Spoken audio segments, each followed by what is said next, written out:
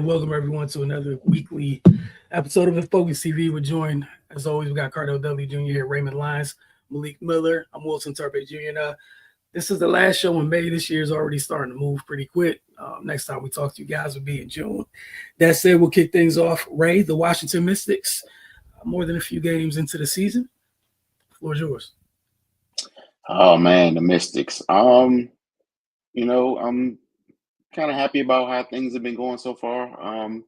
We're looking at a team that could realistically be sitting at 5-0 right now. But on the flip side of that, I'm kind of disappointed because we could be looking at a team that could realistically be 5-0 right now. But I mean, but seriously, they've come out and they've looked decent. Their main area of struggle just been turnovers, man. They got to clean that up. In their last game on Sunday against Phoenix, they had 27 turnovers. In a 6-point game, that pretty much tells the tale right there. And neither team was really shooting well, but when you double up the other team on and giving the ball away, you definitely limit your chances of coming out on top, man. But overall, they've looked pretty good to start the season. They've been in every single game. They started off with back-to-back wins. Then unfortunately dropped the next three, but they've been rumbling, man. They've been facing some good competition. And they've been right there. They're being led by their rookies. A lot was made of of the moves this new regime in the front office will make, putting themselves in position to draft to get 3 picks in the top 6. Unfortunately, Georgia Moore went down with the ACL injury, but the other 2 rookies, Sonia Citron and Kiki Iriafen, they've come out smoking. We often talk about the gauntlet Kiki has gone through. She's faced Brittany Griner and Bree Jones, Tina Charles, Asia, and Alyssa Thomas in her first week in the league. And she's rumbled against all of them. So, I mean, you talk about Hell Week and being thrown into the fire. She's immediately thrown in there and is more than held her own. So that's definitely promising. The injury bug that's plagued them is still lingering. Shakira Austin missed a couple games, being in concussion protocol. Brittany Sykes has already missed a game this year, and we haven't seen Aaliyah Edwards yet due to a back injury. She returned on Sunday, excuse me. But yeah, that was her first time seeing action. So we still haven't seen them at full force. I'm excited to see what that looks like once they're all able to play consistently together in jail. But yeah, man, they look good to me. Their defense, they just been scrappy as hell, and that's what's been really keeping them in games, especially with their turnover issues and a couple games they haven't really shot the ball particularly well. If you're defending and getting stops, you're continuously giving yourself a chance. But like I said, man, they got to be more solid with the basketball, so they're not squandering those opportunities. But yeah, man, I'm looking forward to seeing what they can do.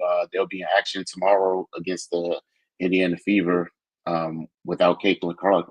Caitlin Clark, unfortunately, she'll be out for a couple weeks with the quad injury. That's honestly a game I expect them to win. It's with the way they played this season. They're facing a team with basically with their main initiator out. They should be able to get a positive outcome out that game. Again, if they just clean up the turnovers, who knows what this team will look like, because that's really their Achilles heel at this point in the season. But that just comes with growing pains, a new team getting used to each other. The pace they play at contributes to that at times. But yeah, if you're going to play at that pace, you got to be able to to take care of the ball. But yeah, man, I'm definitely excited about how they come out the gates, and excited to see what they do for the rest of the season. For sure. And just a reminder for anyone, if you miss any Mystic Outlook broadcasts after games, just head over to the channel. You check those afterwards. It's all good. It's a nice little refresher going into games for sure. And then Cardell does a great job with these previews before games. So don't miss the previews ahead of games. We'll catch up with you guys on Mystic Outlooks after games. And then obviously weekly here, right? We provide you guys with great insight and updates. Cardell, as I was just talking about how quickly the years go by. About to season. So, what are some things you look at? You have your sights on? Yeah, man. AAU season's in full swing. Not just for the circuits, the shoe sponsor leagues, also independent leagues. This segment today, I'm just going to kind of catch everybody up to what's going on and where everybody kind of currently stands on the circuit. And then as we go on week by week, highlight more individual players throughout the area that's shining on the AAU circuit. And as I make my rounds, with summer league, high school summer leagues, live period events, et cetera. First off, on the Nike UYBL team takeover. What else can you say other than they're dominating? They're in first place currently, 10-1 record. After a 3-1 run in session 3, takeover is led by Bishop McNamara, standout, and you can make an argument he's the top scorer in the area. Caden Samuels, who's currently averaging 21.2 points and 5.1 rebounds per game on 43.1% shooting from 3-point range. He can get it done from all 3 levels. Lefty, has a big body, fairly athletic, crafty as hell, can handle the ball. When he has it going, he's a tough one to kind of slow down. He's one you don't want to let get hot, man, because it's really tough to cool him off even at the high school stage, man. And so he's a hell of a matchup, especially on the circuit, because he's big enough to bang with bigger forwards, but they can't stay with him because he's too quick and shifty. And then you put a guard on him, they're just too small. So he has his pick of the litter, depending on how he has it going that game. But he's not alone. Obviously, takeover is usually stacked, and this year is no different. Joining him is another, big-time threat. High-flying guard Jordan Smith from Paula 6, who has emerged as another leader for takeover, and honestly, their best all-around player. He's averaging 19.5 points, a team high, 7.4 rebounds, 3.6 assists, and 2.3 steals per game. Now you understand why I say he's the best all-around player. You got to deal with him in all aspects. He's also shooting 56% from the field, 36% from deep.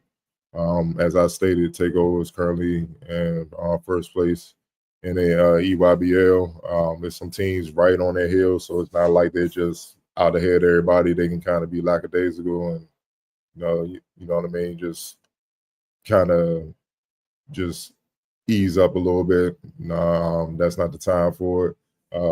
They got to keep winning. You know what I mean? Obviously, the goal right now is to prepare for Peach Dam, and the only way you can qualify is to keep winning, man. But they off to a hell of a start for sure. Next up is Team Durant, currently 5-6 EYBL player after finishing 2-2 in session 3. Anthony Brown, the Paul the 6'1" guard, leads Durant with averages of 19.6 points, 5 assists, 4.2 rebounds, and 1.1 steals a game. 6'9" forward and then top-ranked player in the 2027 class, Babatunde Ololuton, is making an impact despite being one of the youngest players on the circuit. The James Hubert Blake Jr. is averaging 12.5 points, 5.2 rebounds, and 2.1 assists per game. I mentioned about Anthony Brown before, saw him at the May Hoops event last year down at the St. James. He was with a different AAU organization. I'm not going to go there, but, he can put the ball in the basket. He's very dynamic off the mound, so he can create. And, yeah, even though his stature, he's kind of small, he'll get in there and mix it up. He's tough. He'll get in there, mix it up, and pull down some boards with the trees, man. And then obviously make a couple of mistakes handling the ball. He's capable of stealing the ball, but normally he just tries to play sound defense. Babatunde, man, what can you say? There's a reason why he's getting Kevin Durant comparisons, and ironically, playing for his AAU organization is right on time because he can get direct knowledge from the man himself, who's obviously the best to come out of here, one of the best to ever do it, but they're in a similar mode with the skill set and their size and athleticism. He's special, man. Now he got all the tools to play 82 games someday.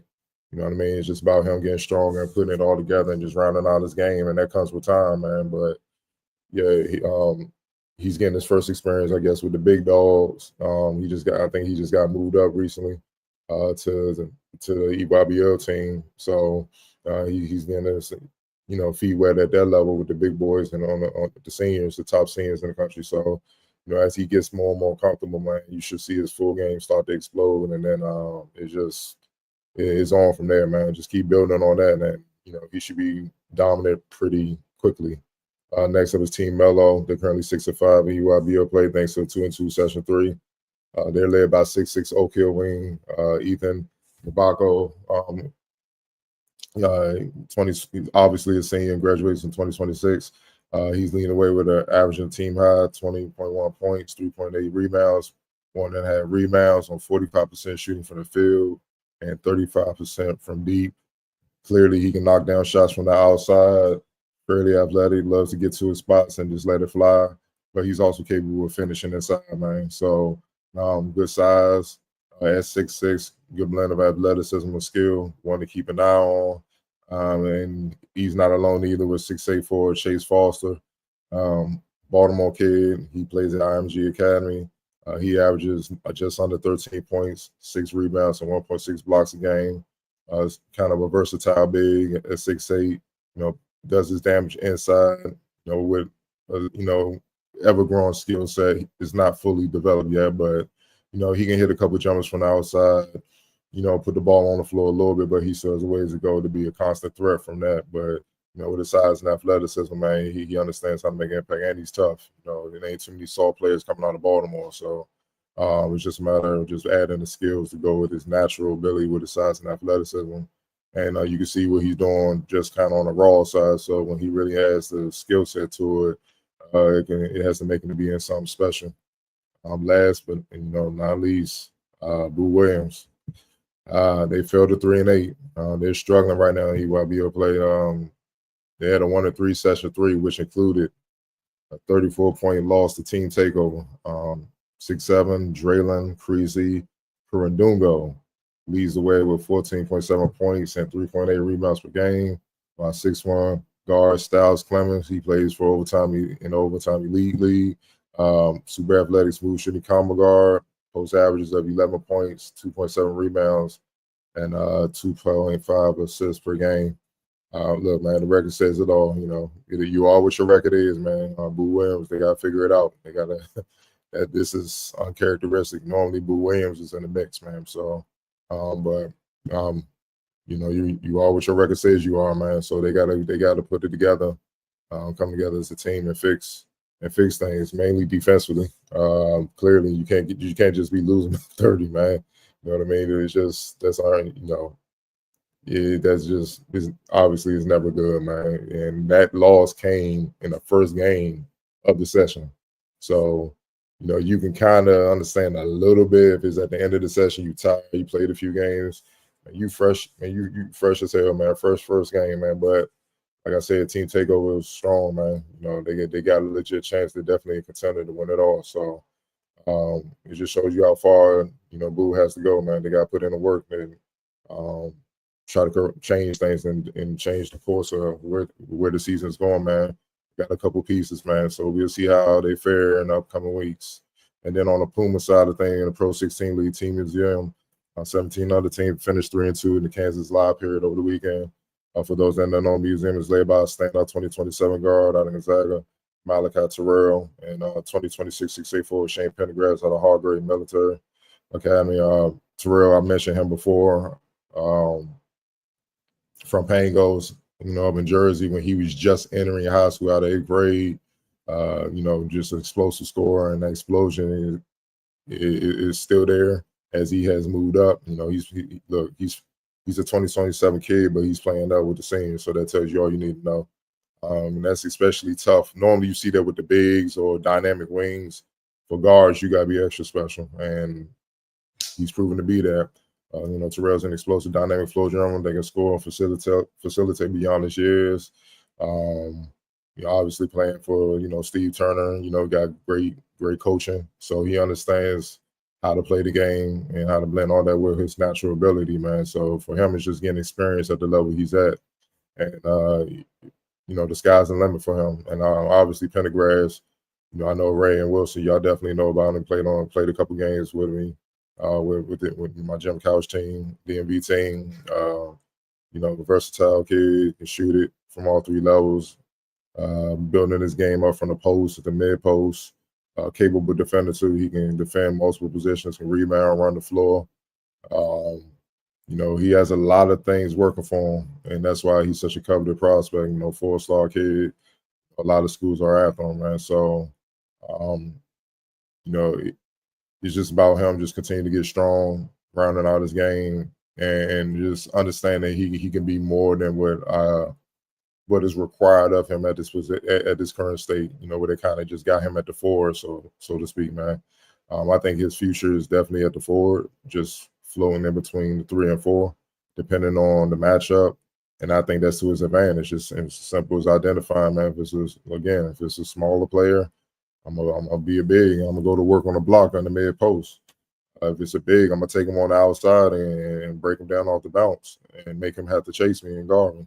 So he kind of has the best of both worlds, man. So it's just a matter of him fine tuning both positions, blended in, and him into one category as far as him as a player. And then, he's going to be off and running when he reaches the college level for sure. But again, this is just an introduction to what's been, going on over the first couple of months of AAU play. I'll be back each week with updates and standouts from the circus and independent AAU programs. All right, appreciate that. From that level, gonna go up several notches. The NBA playoffs, man. Each and every week we've come back, had a lot to discuss. These playoffs have been amazing to watch. Head scratching, depending on where your allegiance lies. As fans go, just wild box of emotions everywhere. Knicks fans, the world was ending. Life, Wolves fans probably feel like the world is ending. It's not over till it's over, so we shall see. But look, we're gonna go ahead and get started with that. Malik, we'll start with you. Let me get this up on the screen real quick for everybody. Just put the bracket up here. Here we go. Malik, we'll start with you.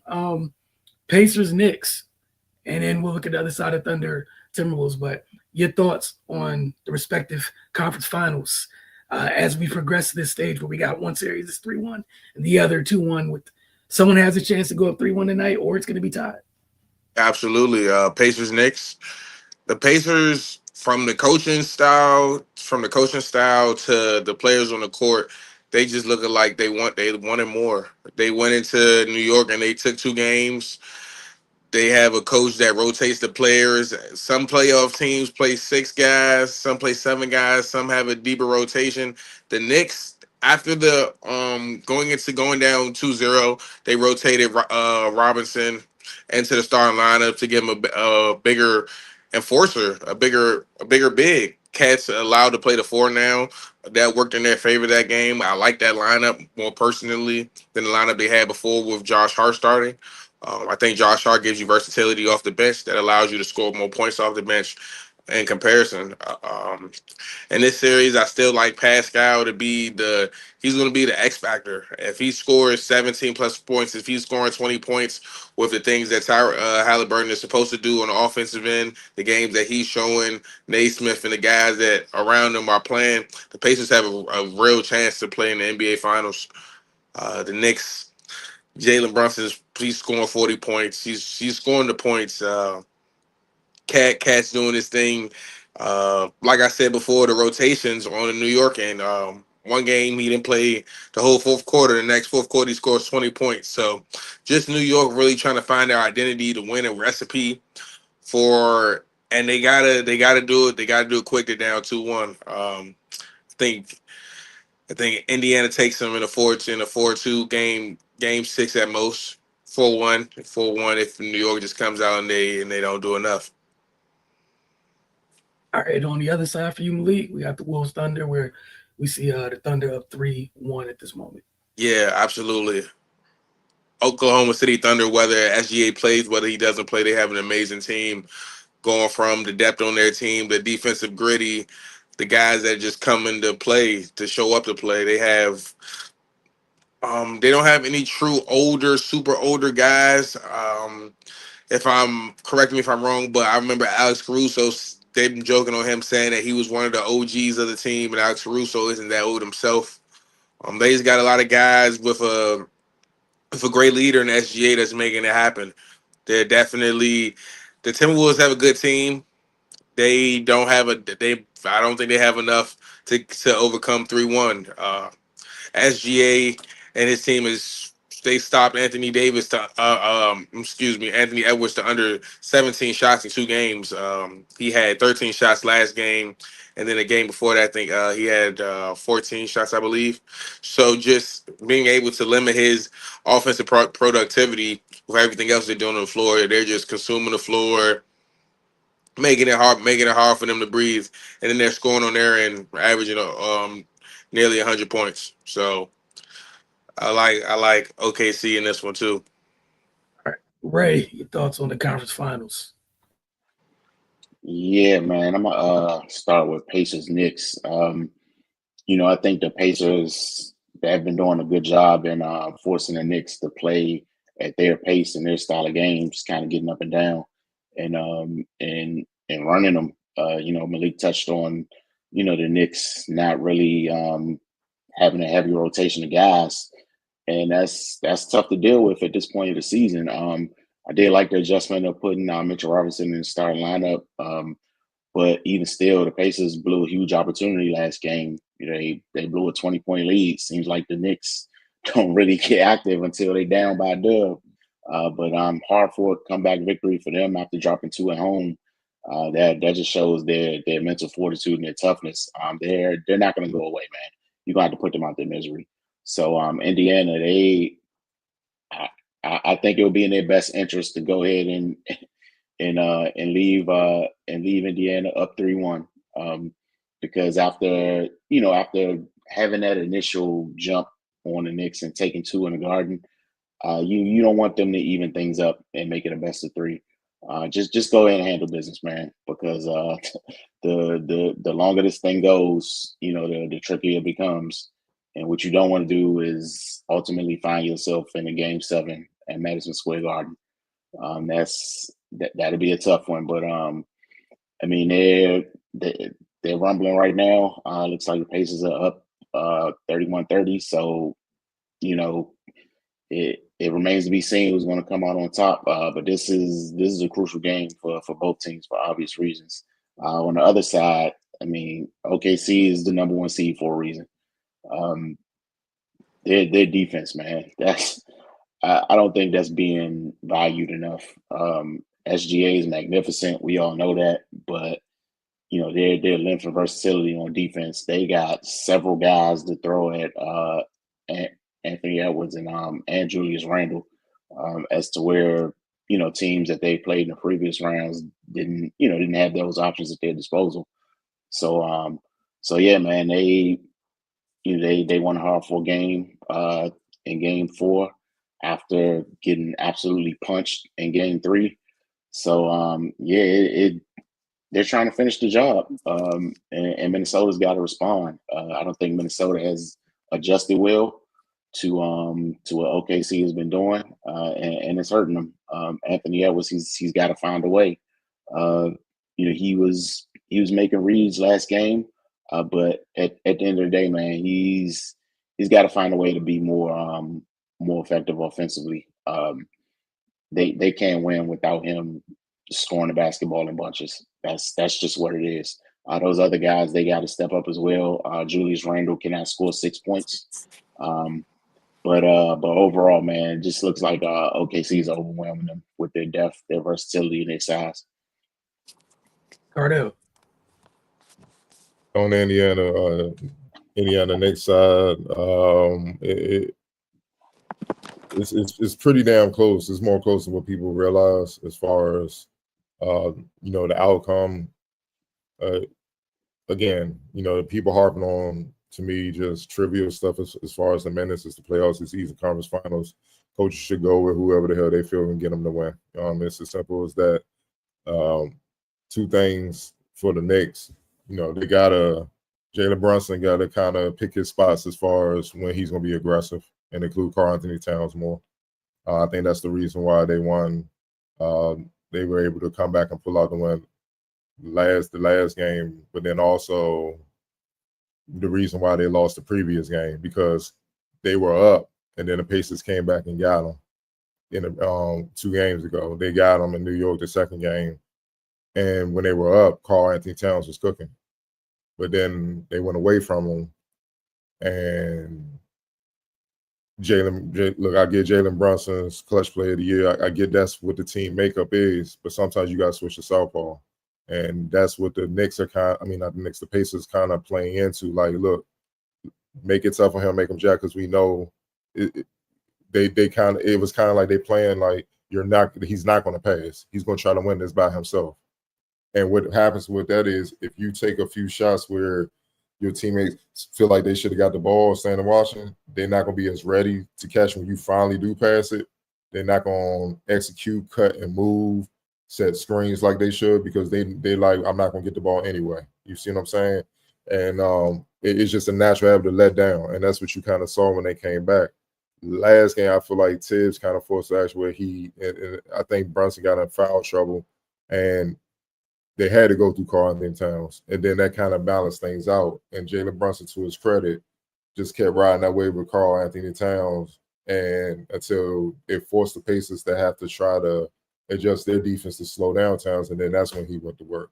And I think that's the recipe for them to try to win this series, man. Also, for defensively, Jalen Brunson, Karl Anthony Towns have to hold up. Look, we understand that there's limitations. They're not the most agile as far as lateral quickness to stay in front of their guys. I'm not gonna say that they don't give effort because that's a lie. Like Jalen Brunson, you're not like they give effort, they try. You know what I mean? Like Brunson, you're not gonna just put him on a block and just bully him. When he gets beat, it's taking him off screens and beating him to spots and just elevating over him. Because he doesn't have the verticality to challenge other guards, man. So I think those are keys as well. And, Towns got to play bigger. I'm looking also for the series, he's averaging 0.3 blocks per game. Like, OG Anunoby averaging 2, Mitchell Robinson averaging 1.7. And then that's it. Bro, you 6'11", 7 feet. You should be able to get a blocking game. You know what I mean? Like, that's what I mean by defensively. He got turned it up. Look, he's rebounded decent, with 11.3, but you got to give it on the other end, man, as well, man. You know what I'm saying? Like, for comparison, Aaron Nesmith for the Pacers, a guard, 6'6" guard, he's averaging 1.3 blocks. So that further puts an emphasis on what I'm saying. You too big and you too talented and you too mobile to not be up there being a rim protector and be a presence up there, man. So, it is what it is. And I get it. Maybe if you're playing with Mitchell Robinson, you might have to get on Pascal. You know what I'm saying? So he might take you out on the perimeter. Hell, who cares? You see a guard get beat, run down there and block the shot. You know what I'm saying? Like, it's not asking for much where the Pacers will feel like, all right, it's not just Mitchell Robinson, Cat lurking somewhere too. Just that awareness may make them miss some shots or whatnot. You know what I'm saying? Or you could save the game on that end, man. Because I think that's what it's coming down to. Just a couple key possessions, man. Also, the turnovers and stuff like that. 43 from the Knicks. They have some key turnovers is the reason why they down at the wrong moments in the clutch, man. So, taking care of the ball, balancing out the attack, the shot selection, because people don't understand Jalen Brunson, he's leading the Knicks with 70 shots entering tonight's game. Karl Anthony Towns has 48. He's not even second. Mikal Bridges got 52. He's got more. That's a problem. It's not enough of a balanced attack, and that's what the Pacers wanted to be. You see what I'm saying? Because it takes everybody out the game. Go ahead, Jalen Brunson, get yours. Take everybody else out of the game. It'll have you it'll have your team all over the place, out of sync offensively, which is going to impact you defensively. All we gotta do is play our game. We get the W. It's all in game. And then on the Minnesota Timberwolves and Oklahoma City side, I think we said it during the season when the Oklahoma came here. The defense is ferocious, man. The defense is ferocious. But with that being said, that's not the reason why the Wolves are down 3-1. Maybe the first couple games, yeah. But they could have easily tied this game up last night if they didn't turn the ball over and rebounded the ball. It's as simple as that, man. It's like, I understand why and I put that out there because look, last night they shot 51% from the field, made all those 3-pointers. The bench came up huge. NAW, Nikhil Alexander-Walker, DiVincenzo, Nas Reed, Terrence Shannon coming in as a rookie again, going like, oh, they made up for the fact that Julius Randle didn't have a big scoring game, and OKC is basically like, ain't you not beating us? Somebody else wanted to step up and beat us. Well, the bench stepped up to beat them. The problem was the turnovers. The problem was the turnovers and not reading about too many offensive rebounds for OKC, just giving them the extra possessions. And then you got Shea got it going. Again, when we gave our preview for the series, Jalen Williams was the guy I was looking at. Like, he's the X factor because he was on one. You know, coming out the series with the Nuggets and whatnot. And it's carried over. I think he's only had one bad game. And that was the game they lost. And he's cooking stuff. He's cooking everybody, man. If the Wolves simply clean up the turnovers, man, and just rebound the ball, they win that game probably by double digits with those guys cooking. So even with their vaunted defense, the Wolves are scoring. That's not the problem, man. And the problem is, it's like I guess you can see the issue with the Wolves roster. They don't have another true point guard. They don't, when Mike Conley's in the game, it's a balance, it's a flow. Guys getting clear shots.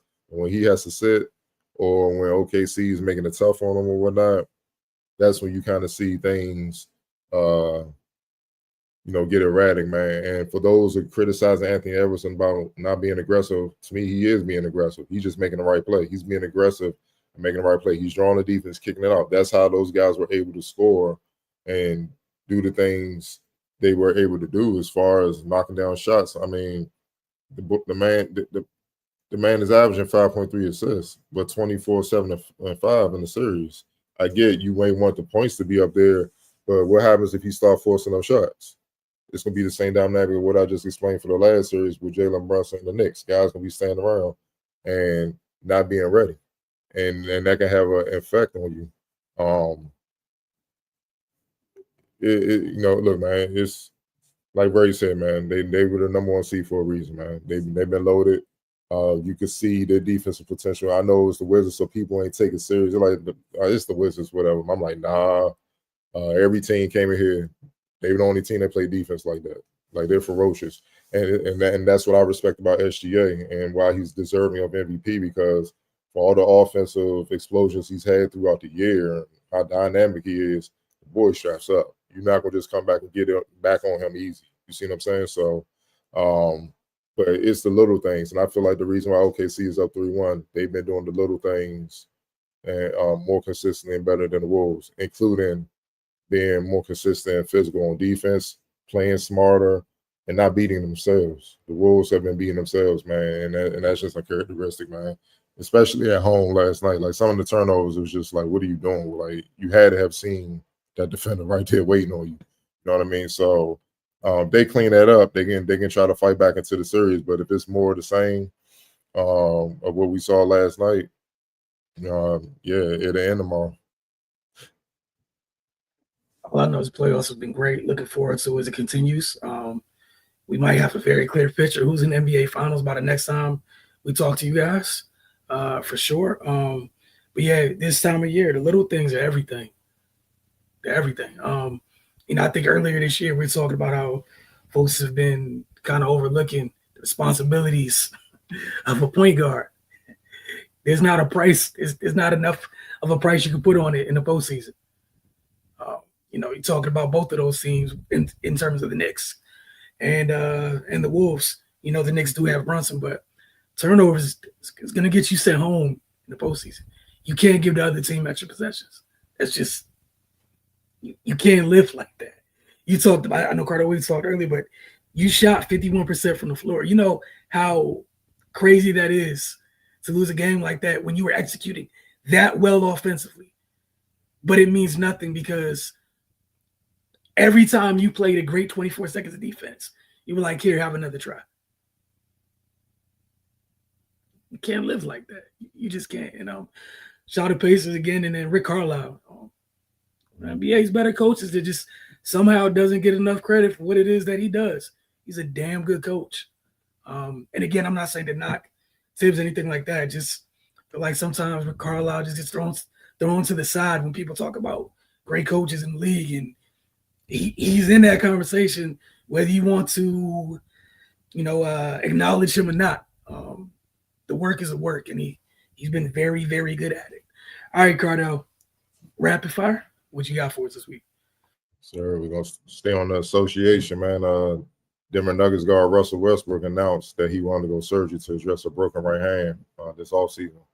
Quote, this morning, I'm undergoing surgery on my right hand to fix 2 breaks that happened during the season, Westbrook wrote. I'm grateful for everyone's support all year, and I can't wait to be back out there at 100% soon. The comeback is already in motion. Hashtag why not? Westbrook has a $3.4 million play option for next season that he is likely to exercise, and all indications are that he will be back in Denver for a second year with the franchise. The 9-time All-Star and former league MVP averaged 13.3 points, 6.1 assists, and 4.9 rebounds on 44.9% shooting for the Nuggets this season, man.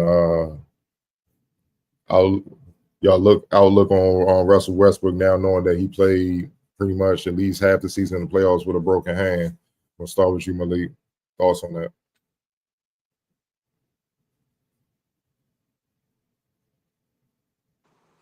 Oh, there we go.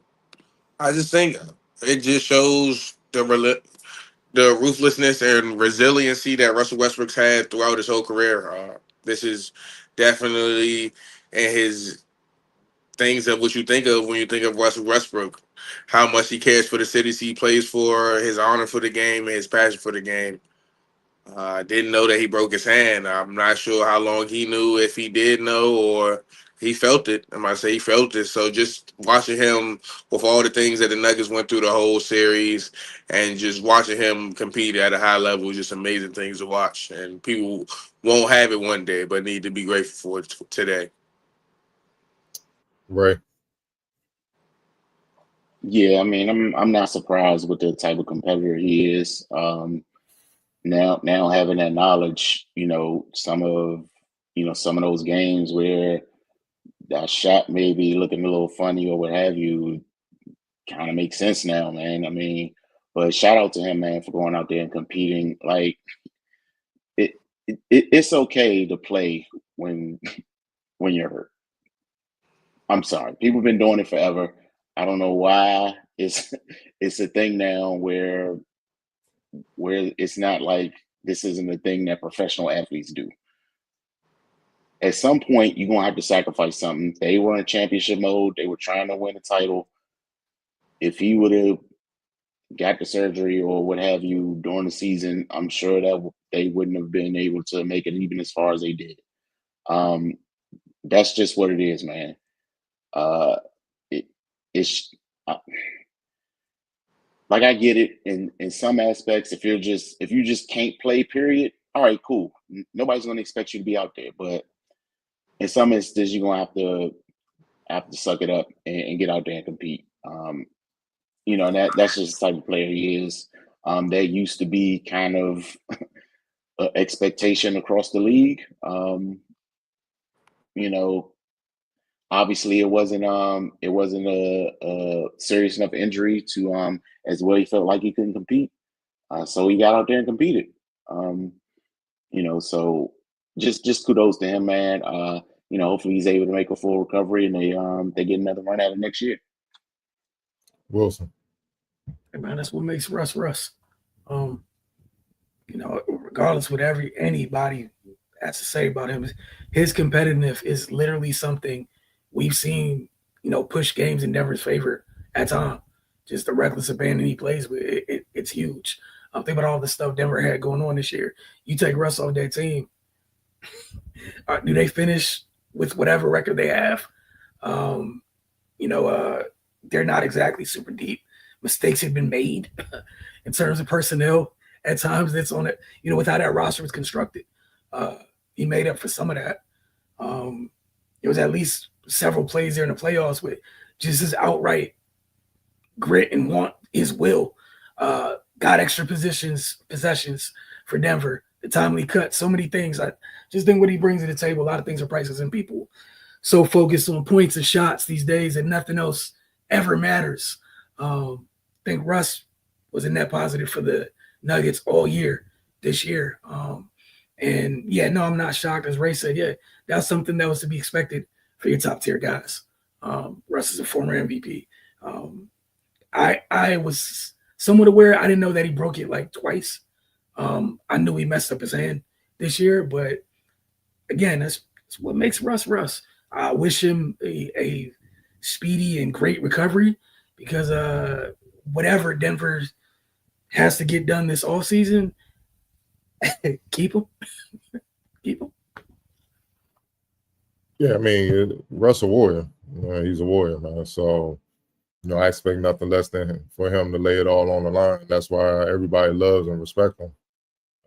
It's a breath of fresh air, man. And to think about it, basically the top team in the NBA, OKC, and the Nuggets took them to 7 games wounded. Like him, Russ now, Michael Porter got the shoulder, Aaron Gordon playing with the hamstring, took them to 7 games. And so imagine they were healthy. You see what I'm saying? So it goes to show you how tough they are, and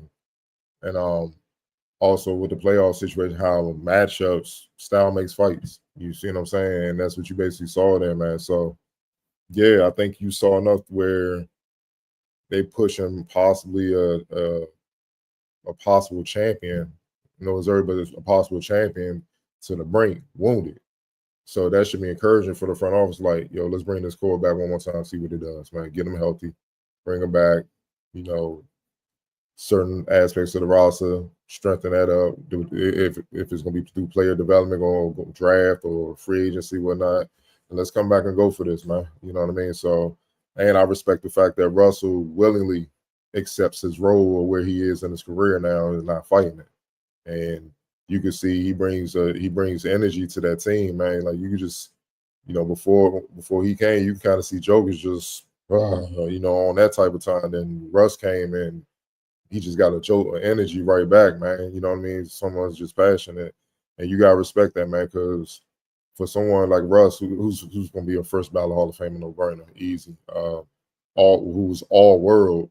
To what, I accept my role for the greater good of a team to try to win. It's hard for anybody else on that roster to bitch and complain about minutes and stuff when he accepts that role. Simple as that. But so kudos to him. Like I said, he's a warrior. Going to the W. Indiana Fever guard Caitlin Clark suffered a left quad strain and will be out a minimum of 2 weeks. The team announced on Monday. It's a new injury and not related to a left quad injury from training camp. Obviously, that's going to be a blow to the Fever. But what are your guys' outlook for the Fever moving forward for the next couple of weeks? Do you think they can hold the fort down till Caitlin returns, or do you see trouble ahead? Ray, we're gonna start with you. I think they can hold the fort down, man. They made some key additions over the offseason. They got a pretty deep team. Things will change how they play. Obviously, when you have when you have a player that magnitude go down, you gonna have to switch some things up. But I think the players that are there are more than capable on both ends of the floor to to hold serve until she gets back. You got Kelsey Mitchell. We see what she's been able to do. Aaliyah Boston has started this season off on one. She came in the season in incredible shape. She's been getting to work. Then they got vets over there, DeWanna Bonner, Natasha Howard, Lexi Hall, Sophie Cunningham. They got a pretty well-rounded roster, and they got Sydney Colson as well. She can play basketball. She won a national championship in college. She should be able to kind of direct traffic. She's not as dynamic as Caitlin, obviously, but I think she'll be able to just come in and steady the ship. She has a lot of experience as well. But yeah, it'll be interesting to see how they respond. Things things will get interesting for them. But I think with the depth they have and the players and the youth mixed the experience, they should be in a pretty good spot until Caitlin can get healthy and come back. Vote Wilson. Yeah, quads are nothing to play with. Hope she, takes her time and gets back, which she's 100% healthy. You talk about the offseason they had. Hey, man, that's the luxury of it, right? DeWanna Bonner, you get somebody on W's all-time leading score list. Is literally on your team. I think she's third all-time right now, right? She's a walking problem and has been her entire career. Like Ray said, might change a little with the way that you play might change. You have one of the young, up-and-coming young top post players in the league, Boston, on your team. Like, you should be fine. You still have Kelsey freaking Mitchell. You should be able to hold the fort down. Yeah, you're gonna miss what Caitlin brings, but they changed their roster a little bit. They added depth. No Lexi Hull's there, Sophie Cunningham's there. Like they should have. Honestly, to me, if they don't hold the fort down while she's out, that's a disappointment. Like something's wrong. If they're not able to hold serve, and I'm not talking about like they're gonna be undefeated, but you should be plus 500 while she's out. I don't think that's outlandish to expect for what you have on that roster, even with her not on the floor. Malik. I'd agree with Ray and Wilson here. Amazing offseason. I don't want to beat up a dead horse saying everything they already alluded to, but the team around her, this right here, her missing these 2 weeks is going to help them when it comes to playoff play, minutes without Caitlin Clark on the floor, what it looks like, who's going to be a playmaker, how the team going to gel together, and just starting off the season. So every team takes bumps in the road, whether it be injury or just slumps or things like that. They get theirs early. So this can definitely be a more plus for them than a minus. I definitely think they're going to go over 500, like Wilson alluded to earlier. Yeah, for me, I'm looking at the schedule over let's say it's 2 weeks exactly. They have 5 games. They play the Mystics twice. They play the Connecticut Sun, who's been struggling. They play the Chicago Sky, and they play the Atlanta Dream. So, in a sense, it's a favorable schedule for them, but it's 3 road games. And also, you can't deny the fact that they 500 with Caitlin. So, it could easily go the other way if they're not on their game. They got to switch it up. You know what I mean? So, and the thing is that's dangerous. They're playing 3 teams out of the 4 games. Atlanta, I think, already kind of gelling. The Mystics still trying to find themselves. Connecticut is trying to find themselves. Chicago definitely trying to find themselves. So you really don't know what these teams are. So maybe on paper it seems like it could be like that. Like they should be able to hold the fort down. But I don't think it's that simple, man. Not right now. This is a tricky time to kind of lose your floor general and lose the player you built the team around. You see what I'm saying? I know you still got Aaliyah. You're going to have to switch it up and kind of maybe go like Kelsey and Aaliyah like the old days or not. But it's going to be interesting to see, man. I guess I'm in the middle. I won't be shocked if they do struggle, but I won't be shocked if they put it together and make it happen either. You know what I mean? It's just because, like I said, most of these still trying to figure a lot of things out.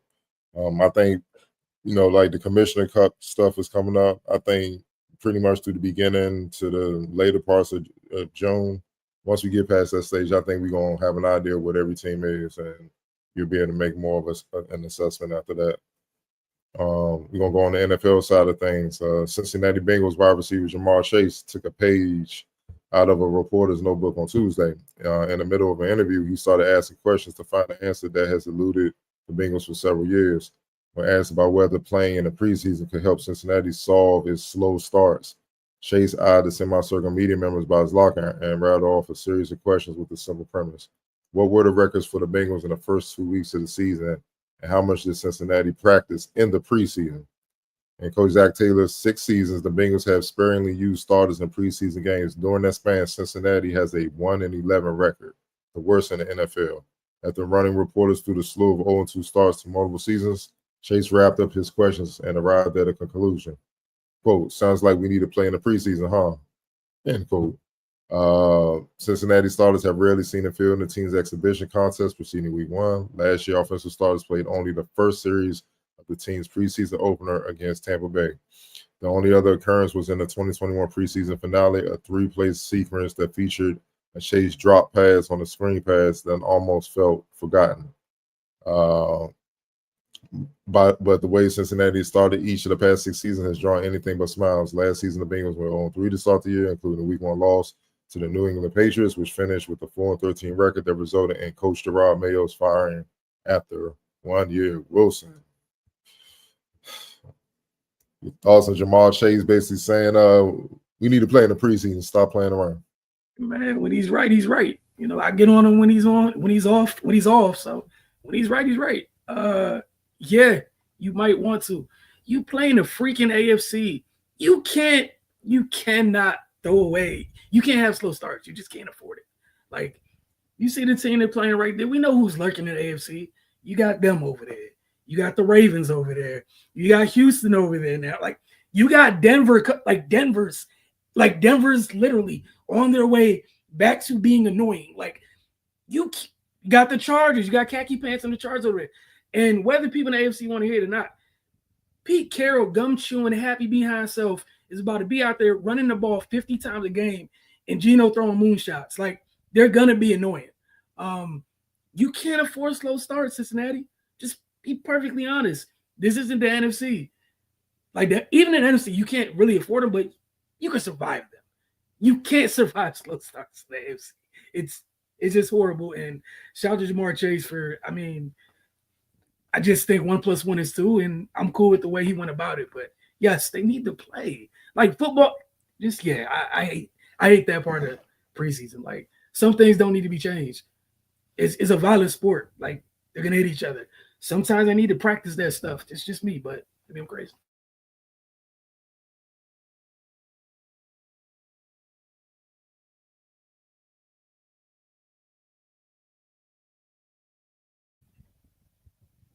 Yeah, man. Like, why is this even a conversation? Of course, you need to play in preseason. That's what it's for, to prepare you for the season.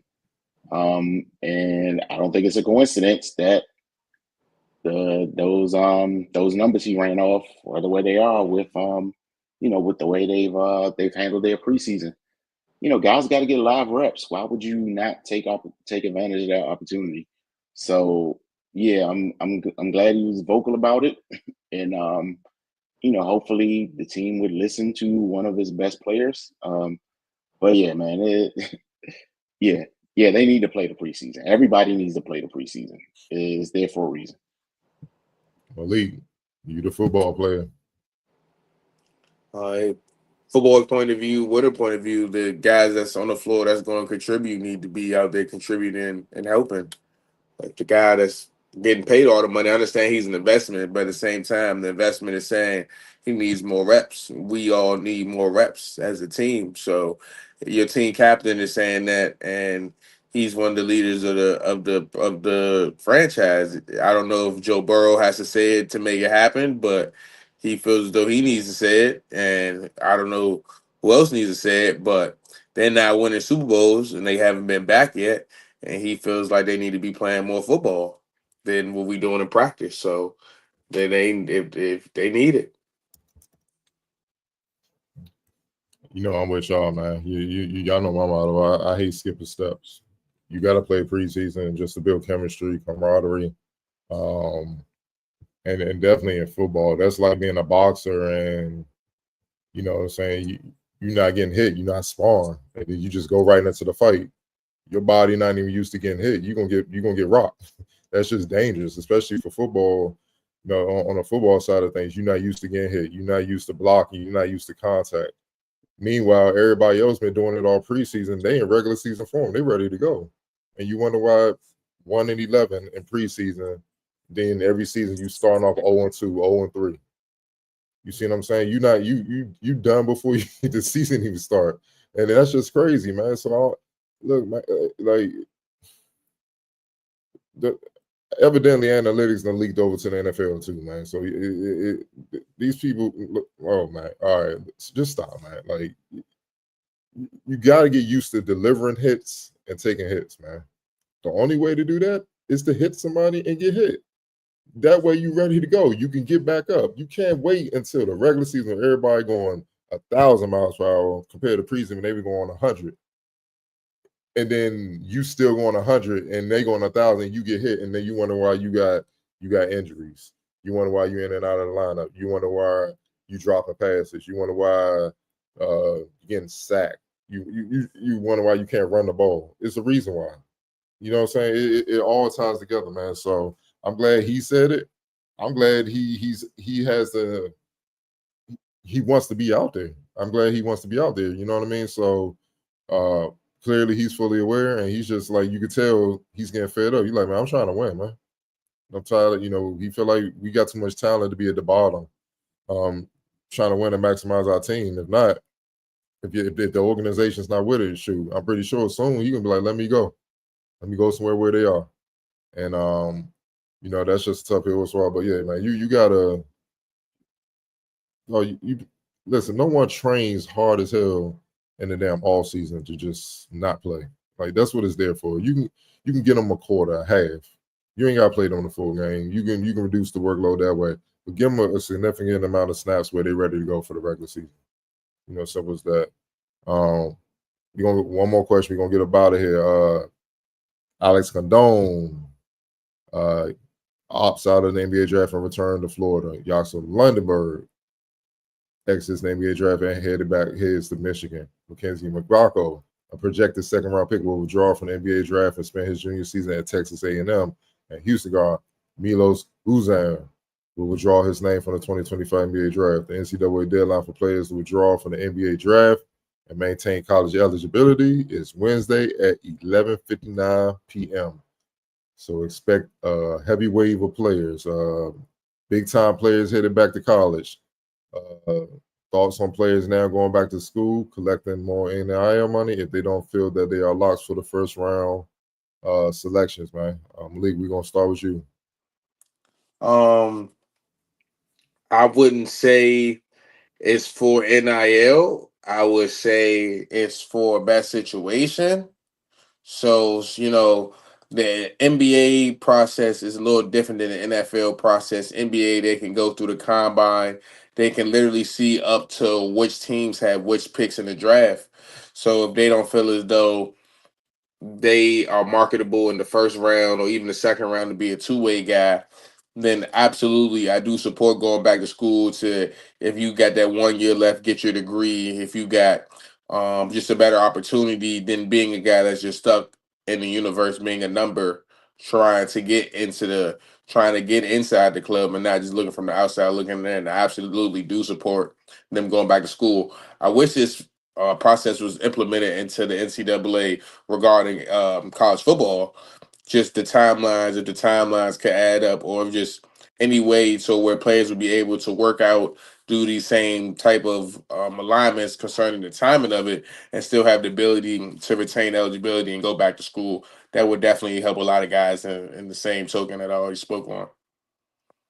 Malik, young brother, this is definitely for the NIL money. That's what they going back with. They got their degrees. It's just going back because they're not gonna get drafted. They're not gonna get. But are they going back for NIL? They going back because they're not gonna get drafted. They're not gonna get drafted in the first round. Okay. They going back for the money. That's the whole point. Now, if they're gonna be in the league and still make it as a second round pick or be in the G League, they still there. But it's just the salaries ain't the same. That's what that's about. So if they get paid $2-3 million to go back to school, that's guaranteed. G League salaries are six figures. Come on now. Like that ain't hard to look at. If I ain't gonna be a first round pick, let me go back and boost my stock and try to get back in there next year. Ray, your thoughts? Yeah, man, I don't mind it. Like you said, if you're not locked to be in the first round, and you should know where you stand, like Malik touched on, they have opportunity to pretty much go through the entire process and get fairly evaluated to see how they measure up. Yeah, why not go back? Especially, you're at a school like Florida, you're just coming off a national championship. You got a chance to run it back. The options is there. Why not take it? I would hate to see, as some people have done in the past, just kind of jump out there despite having all this knowledge at their disposal and continue to go through that process. And now you're in no man's land with nothing to fall back on. So I mean, I think it's smart of them to use this new landscape to their advantage. You know, if you've gone through all this and people are telling you how you line up, if you're not happy with that, then like you said, Cardell, take the sure thing, try to boost your stock a little bit and come back next year. So yeah, man, I think it's good for them to have that opportunity. I think it's good that people are taking advantage of it. Wilson. I think it's a case by case basis, but for the most part, I lean to the side of if you're ready to go, you need to go. I think the other thing that can hurt you or not thinking about it, you know, that's kind of short sighted is you can go back to school, you can make more money than you would in the G, and that's cool. That's whatever that situation grown, whatever you want to do. That said, how the NBA looks at you that first year might not be how they look at you that second year. You can go back to school. Obviously, your stock could rise. It can also fall. So that's the other part of it too. Again, it's me. I'm a big proponent of if you're ready to go, take your behind on, and at least you can get better at that. Like you're already there. It's time to go. But I also do think there might be some cases where if your game's not ready, obviously stay in school. But for those where you've done what you needed to do and you're literally just going back for guaranteed money, just understand that the league literally is going to look at you differently the following year. And also you almost set yourself up to where if you come back and you do exactly what you did the year before, it's like, all right, so you're a year older. You're supposed to. So again, like that's how it could work against you. So that's just the way I'm looking at it. Case by case basis. But some folks, if it's time for you to go, there's nothing else you have left to do. Go. Just go. I don't think it's going to get better by coming back. And again, if you have a similar year to the year you just had, and in the previous year they were looking at you as promising, and then you like the line doesn't move, it's a flat line. They're not looking at you promising the following year. But, hey, choices and whatnot. Yeah, I'm kind of with Wilson. It's a case by case scenario. Like say for instance, Alex Rendon going back to Florida. He's a sophomore, so he has a couple years to continue to grow and then develop his game. You know, obviously I was at the combine and I saw him, man. You know, he was decent, but you could tell where he was heading. He was trending. It was gonna be a second round pick. And it's a roll of the dice. And then the other thing is the thing about they're gonna let you know exactly where you stand, and you're gonna get the information straight. You know what I mean? You don't have to guess where you stand. Teams will let you know, yeah, we see you as this. Okay. Now, yeah, the positive side of it is you go back to school, you develop, get more NIL money.